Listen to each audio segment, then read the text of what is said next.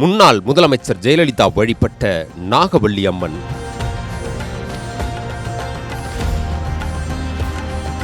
பக்தர்களை நேருக்கு நேராக பார்க்கும் அம்பிகையின் கதை.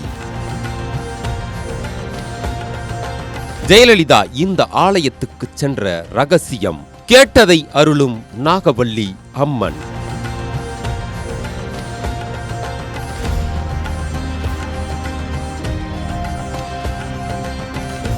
முன்னாள் முதலமைச்சர் ஜெயலலிதா உயிரோடு இருக்கும்போது திடீரென கோவில்களுக்கு சென்று வழிபாடு நடத்துறத வழக்கமா வச்சிருந்தாங்க. ஒருமுறை தனது பிறந்த நாளில் ஸ்ரீரங்கம் ரங்கநாதர் ஆலயத்துக்கு தனி விமானத்தில் சென்று வழிபட்டது பேசு பொருளானது. 1991ஆம் ஆண்டு திருவொற்றியூர் வடிவுடையம்மன் கோவிலுக்கு சென்று வெள்ளி திருவாச்சி நிலைக்கதவுகளை வழங்கி வழிபட்டாங்க.